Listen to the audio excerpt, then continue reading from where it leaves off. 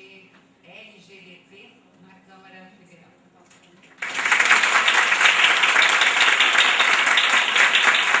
Boa noite a vocês. Quero primeiro pedir desculpas pelo atraso. Eu estava na Lona Cultural de Realengo, numa reunião com os agentes da cultura daquele bairro. Eu sou coordenador para o Rio de Janeiro da Frente Parlamentar pela Defesa da Cultura e acabei de vir dessa reunião para participar desse debate e ainda hoje viajo para Brasília. As pessoas estão pedindo para eu ficar em pé, é isso? O que eu faço com a minha timidez? Bom, então peço desculpas pelo atraso e eventualmente eu não vou poder responder todas as perguntas porque eu tenho que viajar, vou sair daqui, vou direto para o aeroporto para viajar para Brasília, que amanhã tem atividade muito cedo. Mas acerca do tema, obrigado pelo convite, querido. Acerca do tema que a gente está discutindo, que estamos todos discutindo aqui, há uma frase que nunca me saiu da cabeça, que é uma frase que eu ouvi nas reuniões que eu participava da Pastoral da Juventude Estudantil e Pastoral da Juventude do Meio Popular. Uma frase de que direitos não são concedidos, direitos são conquistados. Ou seja, o mundo comum, o mundo que a gente vive, que a gente partilha, não está dado. Esse mundo comum é construído numa correlação de forças. Então, da mesma maneira que os trabalhadores se organizaram para conquistar direitos trabalhistas, que a gente, muitos de nós que trabalhamos aqui, gozamos hoje, nós que trabalhamos, a carteira assinada, o 13º salário, as férias anuais, nada disso foi concedido. Isso foi conquistado à custa de muita luta, e uma luta resultante de uma organização política. Os trabalhadores se organizaram politicamente através de sindicatos para conquistar os seus direitos. As mulheres que eram alijadas do direito de voto, por exemplo, até pouco tempo as mulheres não votavam, não podiam votar, conquistaram esse direito graças à organização do movimento feminista, ou seja, foi preciso que as mulheres se organizassem politicamente para conquistar esse direito e outros tantos. No caso do Brasil, por exemplo, o famoso crime de honra, em que os homens poderiam justificar o assassinato de mulheres adúlteras, justificar esses assassinatos na sua honra, ou seja, na defesa da sua honra. Isso também foi uma conquista do movimento feminista, assim como a própria Lei Maria da Penha é resultado de uma conquista do movimento feminista, ou seja, das mulheres organizadas politicamente. O movimento negro também conquistou uma série de direitos, uma delas é a lei que criminaliza o racismo no Brasil. Então, apesar do racismo não ter sido erradicado no Brasil, e ainda haver racismo, e a prova de que há racismo no Brasil é a cor que a pobreza tem no nosso país. A pobreza é negra e é feminina, ela tem gênero e tem cor. Apesar do racismo não ter sido erradicado, a população negra organizada no movimento político essa população conquistou o direito de não ser discriminada publicamente através de uma lei.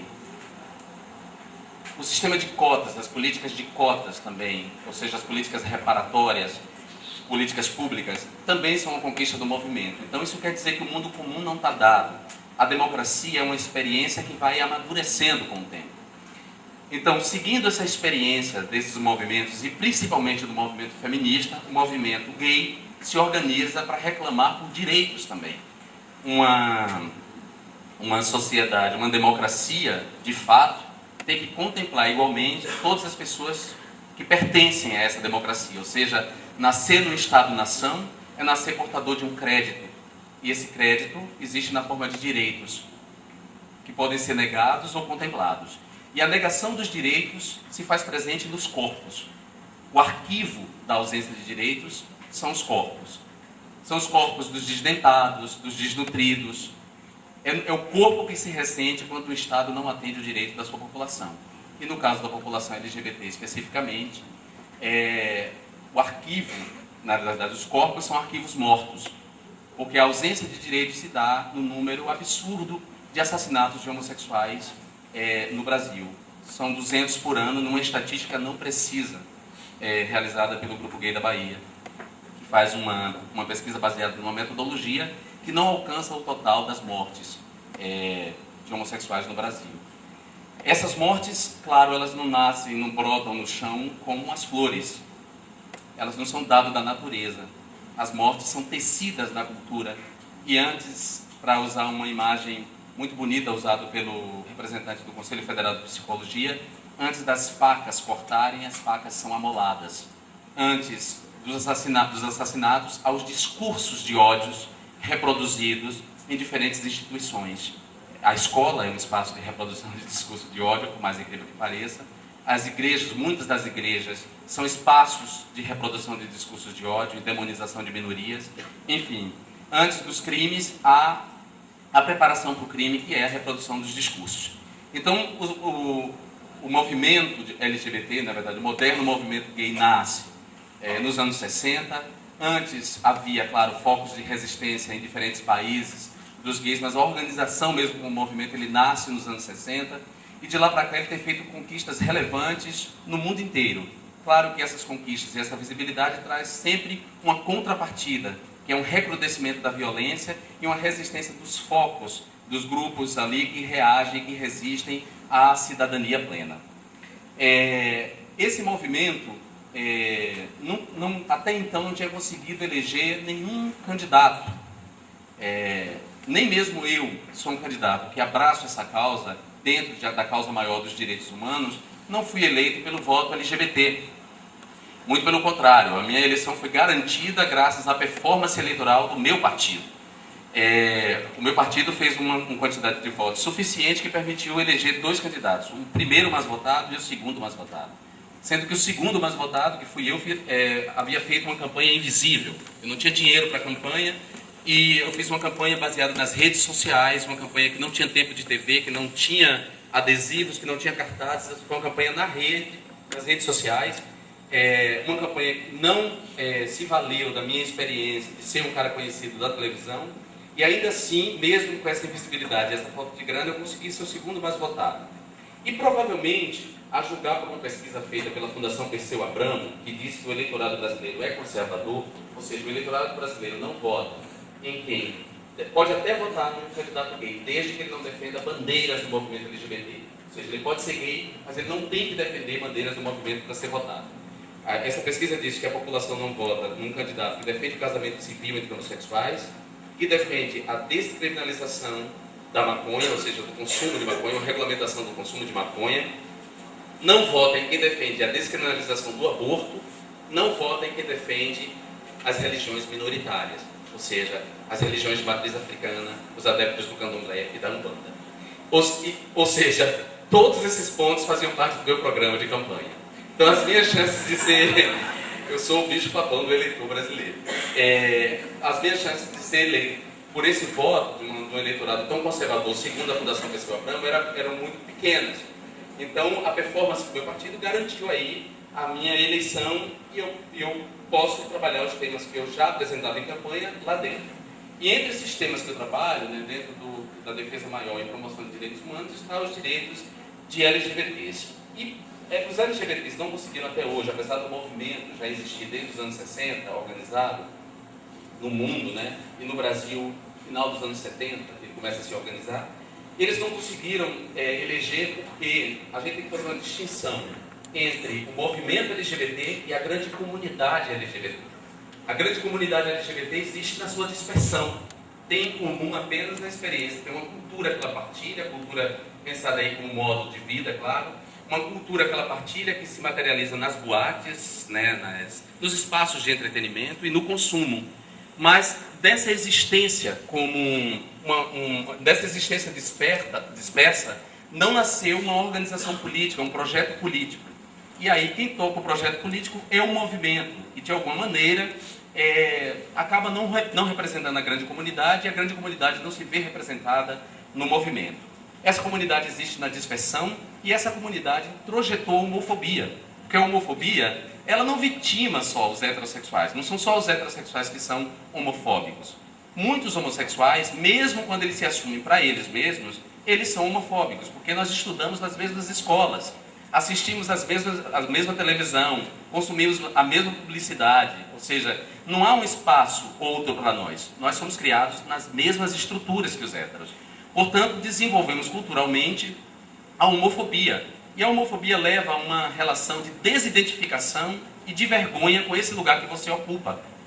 Da mesma maneira que o racismo introjetado pelos negros provoca uma desidentificação do negro com esse lugar, com a valorização da sua negritude. Da mesma maneira que o machismo internalizado faz com que as mulheres também estabeleçam uma relação difícil com a sua condição de mulher. Então, a homofobia vitima os gays primeiro na relação consigo mesmo, daí haver homossexuais que passam a vida inteira dentro do armário, com a dificuldade enorme de lidar com a sua sexualidade como algo positivo ou algo de orgulho. E mesmo dentro da própria comunidade LGBT, nós vemos, por exemplo, a misoginia ser praticada, ou seja, gays misóginos, que têm problemas com as mulheres, por exemplo. E nós vemos gays machistas, enfim. Isso quer dizer que esses valores são introjetados e a gente se livrar deles dura uma vida inteira. Só tudo isso para dizer para vocês por que é que o movimento, apesar de toda a articulação e de toda a representação que ele tem nos meios de comunicação, eles não conseguiram até hoje fazer um candidato. O movimento, de alguma maneira, não representa a contento a grande comunidade, a comunidade existe na sua dispersão e inconsciência política. De qualquer forma, eu fui eleito e essa bandeira é uma bandeira minha, presente.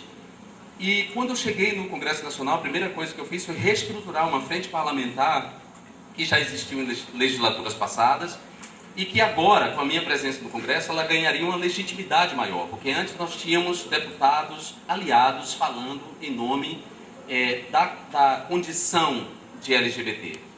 A minha experiência de vida, já que eu sou homossexual assumido, e tenho em mim articulado outras experiências de exclusão, que não só a exclusão por conta da orientação sexual, eu venho debaixo da linha de pobreza, toda a minha mobilização social foi feita graças aos meus esforços, sem apadrinhamento de nenhum tipo. Eu me tornei professor universitário, jornalista antes, professor universitário, graças aos meus esforços. Conheço, portanto, a experiência da exclusão de ser pobre, de ser negro, de ser homossexual e de professar e defender uma religião minoritária. Conheço essas articulações todas em mim e acreditava que a rearticulação dessa frente, com a minha presença, traria uma legitimidade maior a ela. E aí eu procurei a senadora Marta Suplicy, do PT, que tem um acúmulo histórico nessa questão, ou seja, graças à senadora Marta Suplicy, esse tema pôde ser introduzido no Congresso Nacional. Em 95, foi ela quem propôs primeiro o projeto de parceria civil entre pessoas do mesmo sexo. Nós devemos muito à senadora Marta Suplicy. Procurei a Manuela Dávila, que é uma deputada jovem que está no seu terceiro mandato, eu acho, terceiro ou segundo mandato, não lembro agora, mas que é aliada. Procurei elas duas e rearticulei com outros deputados a Frente Parlamentar LGBT para tocar as questões que são importantíssimas para o movimento. E quais são essas questões? Uma delas já está no Senado, através do PLC 122, que é o projeto que altera a lei do racismo. O PLC 122, embora seja chamado de criminalização da homofobia, na verdade ele altera a lei do racismo no sentido de incluir nessa lei as discriminações por identidade de gênero, ou seja, a discriminação contra a mulher, as discriminações por orientação sexual, a discriminação contra as pessoas com deficiências física e intelectual e a discriminação contra idosos. O PLC 122, portanto, é um projeto de lei complementar amplo que combate a discriminação de uma maneira geral no Brasil. É claro que os detratores do projeto de lei, que eu duvido que conhecem o projeto, até duvido, porque são tantas bobagens ditas sobre o projeto que eu duvido que essas pessoas conheçam. Do contrário, é má fé. Essas pessoas dizem que o projeto é um atentado à liberdade de expressão, o projeto é uma lei da mordaça gay, como vem sendo chamado publicamente. Na verdade, é um projeto, tirando essas pechas que tentam dar publicamente ao projeto, é um projeto que estende, na verdade, a proteção da dignidade humana de outros grupos vulneráveis que não só os negros. Também aí as pessoas com deficiências, as mulheres, os idosos e os homossexuais. Essa é uma frente de batalha que está no Congresso, que está no Senado. O projeto foi desarquivado pela senadora Marta Suplicy, está na Comissão de Direitos Humanos do Senado. E a outra frente de batalha é a PEC do casamento civil, que foi proposta por mim muito antes da decisão do STF de equiparar a união estável homoafetiva à união estável entre pessoas de sexos opostos. Muito antes dessa decisão, eu elaborei uma PEC, uma proposta de emenda constitucional, que altera o artigo 226 da Constituição e assegura o casamento civil aos homossexuais. Essa PEC ela não iniciou a tramitação porque ela depende de assinaturas. Eu ainda estou em fase de recolhimento das assinaturas necessárias para colocá-la em tramitação. Acredito que a decisão do Supremo cria um ambiente favorável para conseguir essas assinaturas. E a minha decisão de assegurar o casamento civil entre homossexuais, de estender esse direito, e aí eu volto a dizer, casamento civil, não estamos tratando de casamento religioso. As religiões têm o direito de casar quem quer no âmbito nos seus espaços. Estamos falando de direito civil, direito ao casamento civil, aquele que é dissolvido pelo divórcio. E quem quiser recuperar a memória do que foi a discussão em torno do divórcio vai entender que os mesmos argumentos estão sendo repetidos hoje em relação ao casamento civil entre homossexuais. Eu decidi propor essa PEC porque eu acredito, inspirado pela leitura de uma filósofa chamada Hannah Arendt, judia, inspirado nos escritos dela, eu acredito que existe uma discriminação social que nunca vai desaparecer. A discriminação social, porque essa discriminação social está ligada ao direito de livre associação, o direito que a gente tem de se associar com quem a gente quer. E se associar com quem a gente quer implica deixar de fora quem a gente não quer.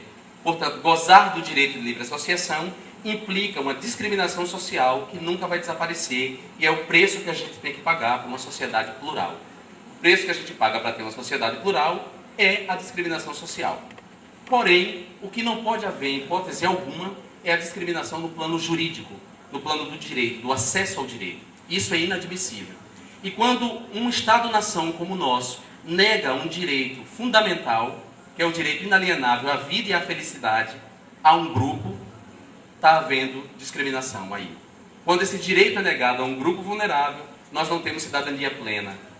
Então, portanto, assegurar o direito ao casamento civil aos homossexuais é chegar ao estágio da cidadania plena, ou seja, é assegurar esse Estado democrático de direito que, segundo o princípio soberano que está lá, não pode discriminar nenhum grupo por qualquer motivo. Raça, cor, etnia, origem, idade e quaisquer outras formas de discriminação.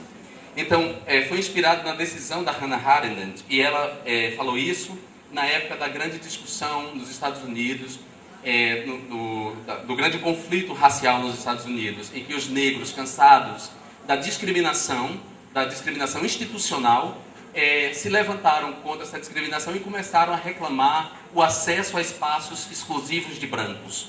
E a Hannah Arendt, judia, se meteu nessa conversa e disse: vocês estão errando o foco. O foco não é brigar pelo acesso aos espaços de branco, porque isso é um direito de livre associação. O foco deve ser a luta pelo direito ao casamento interracial. O direito a casar com quem você quer, a se ligar a uma pessoa e construir um projeto de vida comum com essa pessoa. O Estado não pode negar isso a ninguém. E com isso, se os casamentos interraciais são garantidos, os filhos desses casamentos, que são filhos de brancos também, terão que ser protegidos igualmente pelo Estado, como o Estado protege os brancos. Então, batalhar contra a discriminação no plano jurídico é, digamos assim, a meta de todos os movimentos sociais alijados de direitos, discriminados e difamados. Por isso, a batalha pelo casamento civil, pela PEC do casamento civil, por isso a gente festejou tanto a decisão do STF, que uma vez não pressionado eleitoralmente, ou seja, não pode ser pressionado pelos eleitores, livres dessa pressão, puderam dar um parecer justo, baseado no princípio de justiça e solidariedade que tanto se espera da nossa democracia. Muito obrigado.